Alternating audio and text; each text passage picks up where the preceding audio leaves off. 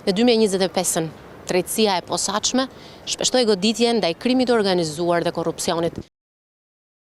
Vetëm që ka qenë një vit i vërrullshëm, por ka qenë edhe një vit i paprecedent, për shkak se prokuroria e posaçme të paktën në raport me korrupsionin qeveritar e ka ngritur steken goxha lart, të mësuar me atë drejtësi që e fshit e kokën si struci, le ta themi, dhe njerëz të vrarë në bulevard janë dënuar për vrasje nga pakujdesia dhe gjithë të tjerat apo tragjedie e Gërdecit, ka shumë punë për të bërë, për të kthyer qytetarëve dhe buxhetit të shtetit paratë që qeveritarët i kanë futur duart deri thellë, jo duart por deri te brylet në buxhetin e shtetit.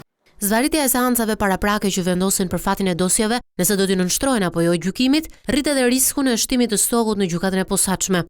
Ligjërisht kjo seancë duhet të dalë me një verdikt përfundimtar brenda 30 ditësh. Juristi Hoxha thotë se stoku mund të eliminohet përmes ndryshimit të ligjit që rrit pragun e vlerës së korrupsionit, një apel ky i vazhdueshëm edhe nga kryeprokurori i mëparshëm i SPAK, Altin Dumani. Në asnjë rast konkret nuk ka përfunduar në 30 ditë. Ka pasur raste të caktuara, siç e përmendët edhe ju, që ka shkuar 10 muaj, raste personale që ka shkuar edhe 19 apo 20 muaj. Prokuroria e posaçme nuk mund të humbas kohën e saj të vyer për një 50.000 lekësh. Rritja në 2 milion lekë të rinj do të ishte më e pranueshme. Kemi pasur raste të caktuara që prokuroria e posaçme është marrë dhe ka bërë mbi 30.000 faqe akte për 4 pandeur, i cili fillonte nga 80.000 lekë të rinj deri në 230.000 lekë të rinj. Tani të ngarkojmë prokurorinë e posaçme të merret me 4 derzim, po e them.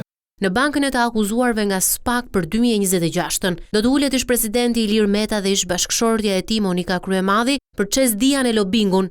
Ish kryeministri Sali Berisha, bashkë me dhëndrin e tij Amarbër Maltezi, për privatizimin e ish klubit sportiv Partizani, dosje që ka kaluar për gjykim. I arrestuari i parë i vitit Erion Veliaj në krye të detyrës në 10 shkurt, ishte padyshim ngjarja e vitit që pati efekt zinxhir përgjatë gjithë 2025-s. Pezullimi nga detyra e numrit 2 të qeverisë ministres së infrastrukturës dhe energjisë, Belinda Balluku, ishte një tjetër pikthese për prokurorin speciale, ndonse kushtetuesja riktheu atë në detyrë deri në datën 22 janar, pasaporta e saj mbetet ende e bllokuar.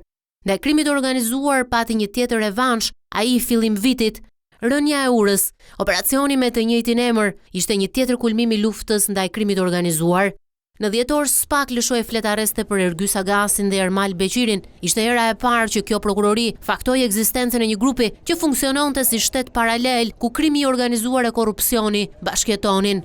Megjithatë, i takon gjykatës së posaçme vendimmarrja për të shpallur apo jo fajtor zyrtarët dhe anëtarët e pandehur të organizatave kriminale, siç SPAK i pretendon.